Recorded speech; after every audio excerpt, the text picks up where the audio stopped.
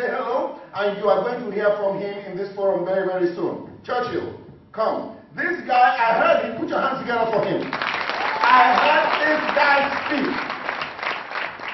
I have never heard such a transformative testimony in a long time. Today, you are not going to speak, but I am going to call you back to speak. So, just summarize that your story that got me so excited. Where you started from and where you are now. Thank you, Wale. I'm really humbled this evening to stand in front of you. Hi, everyone. Hi. Just turn to the person next to you and give a high five. Thank you. Do they look great? Do they look great? I know if you're here, you're looking great. 35 years ago, I met a gentleman who really inspired me and changed my life completely. He was born and bred in a very humble family, a family of 11. The mom and the dad were very productive, you can imagine. A family of 11. So, their family was very poor. He struggled. He was the sixth born of the family. They really struggled in terms of getting all the children to go to school. But this gentleman, the sixth born of the family, was never discouraged. He was really determined. He went through school. At class 7, he was an assistant head boy. Class 8, he was the head boy. Form 1, a monitor. Form 2, prefect. Form 3, head boy. Form 4, Form 3, assistant head boy. Form 4, head boy. Then, after finishing, he passed very well, and life began. He started doing so many things, and he was very good in doing so many things. You know, you don't call or you don't refer to somebody who is good with doing so many things as a hustler. Please, that is a very tough name. Don't ever call somebody a hustler. You know, we've come from a background where people talk negatively. You go to Islands and people say, oh, we are sufferers. We are sufferers. So what happened?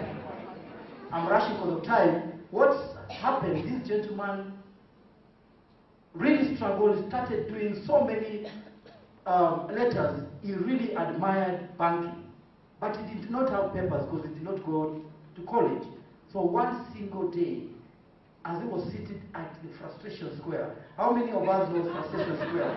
Thank you, brother. You look like you remember. But don't worry, there's nothing wrong with being a member of the frustration square. So one day, something jogged his mind.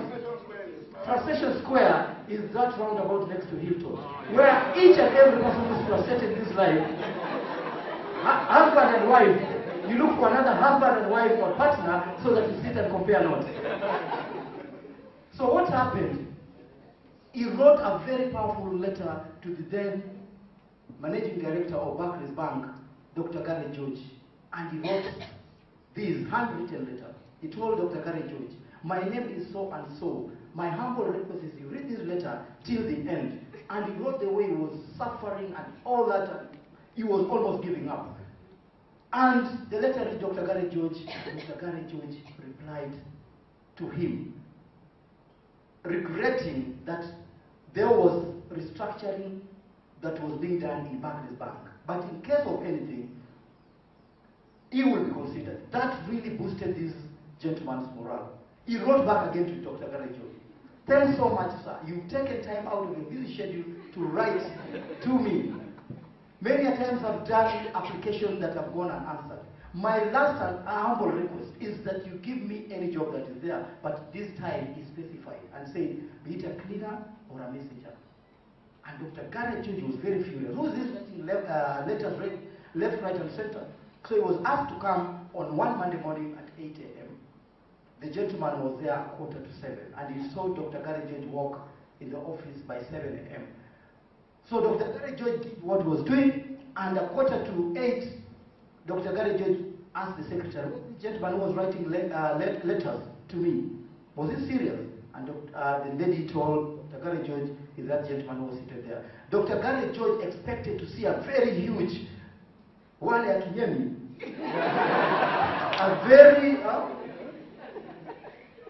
somebody who's really made in terms of height, in terms of body and all that.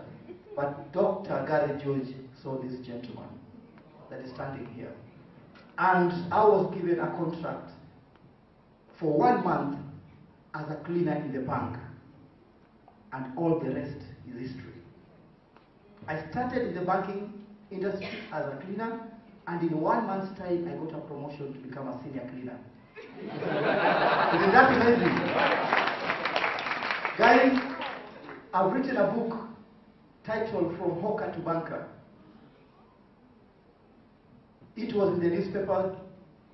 This weekend, I'm going to Tukuza just to urge people. So when I met Wale, I used to read about it. And I said, God, when I grow up, I want to be like Wale. When I grow up, I want to be like Wale. So I said, I must meet this gentleman. And I met him, and he's really, really changed my life. Wale, I'm really humbled. God bless you so much. You're doing a wonderful and fantastic thing. Guys, this is what we need in this country. And I can stand here without blinking my eyes, saying that this is a step in the right direction. I'm also a motivational speaker. I've done motivational speaking in over 200 schools, just as urging the youth and telling them that it is possible. Because that is the bottom line of my book. It is. If I made it, I was a hawker. I've just edited my story. But I have several books here. If you want, you can buy and go and motivate somebody with a book. And what are you today? Tell them what you're doing today. Today, before the job that I was doing, I was working, I started working in Coca-Cola. I went to Barclays Bank, Stanbic Bank as the head of Direct Sales Africa, a shoe shiner. And today I'm in Faulu Bank as the head of retail banking. Can you hear? God is amazing. When asking you to let's talk, I want to go with you that path. And please, just ask your husband to send me a CV. The only thing we can do is to support one another. Support one another. Thank you so much.